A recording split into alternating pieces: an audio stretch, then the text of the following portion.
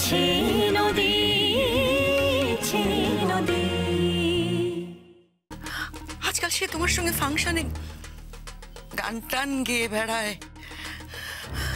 মার কাছে শুনলাম আমাদের বাড়িতেও তো আসে। ঠিক বুঝলাম না। হ্যাঁ আসে তো, কিন্তু এটা তোমার কাছে বিশেষ খবর কি করে হলো সেটাই তো বুঝতে পারছি না। তোমার আমার সঙ্গে কথা বলতে একদম ইচ্ছে করছিল না গো, একদম ভালো লাগছে না। ওই মেয়েটা তো বরাবরই তোমাকে ভালোবাসতো, স্বামীর ঘরটাও করতে পারেনি শুধু সেই কারণে। ভালো তো, খুব ভালো অবিন্দা। ও যখন আবার ফিরে এসেছে তোমার জীবনে তখন একটা ডিসিশন এসো। শোনো না, বিয়ে করে না নাও কি তুমি?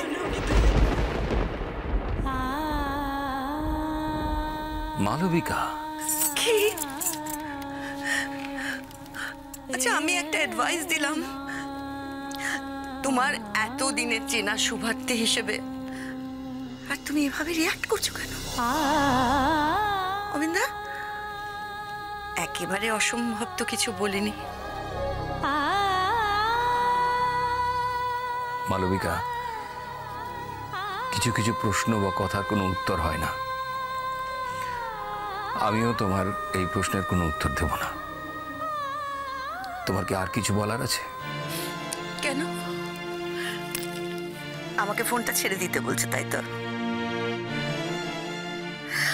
আমি তো ফোনটা ছেড়ে দিচ্ছিলাম অবিন্দা শুধু এই কথাগুলো বলার জন্য। আচ্ছা তুমি বলো, একটা বাইরের মেয়ে যখন তখন বাড়ির মধ্যে ঢুকে পড়বে, তোমার ঘরে ঢুকে বসে থাকবে, এটা তো দেখতে ভালো লাগে না, তাই না?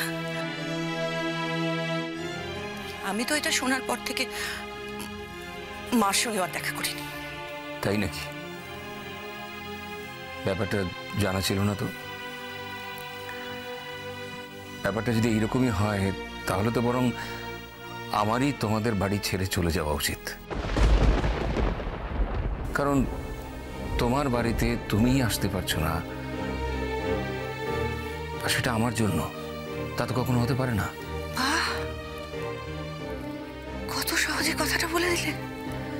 হ্যাঁ, যারা তোমাকে বাড়ির বড় ছেলে ভাবে তাদের ছেড়ে চলে আসবে, এই কথাটা বলতে তোমার এক মুহূর্ত দ্বিধাবোধ হলো না অবিন্দা?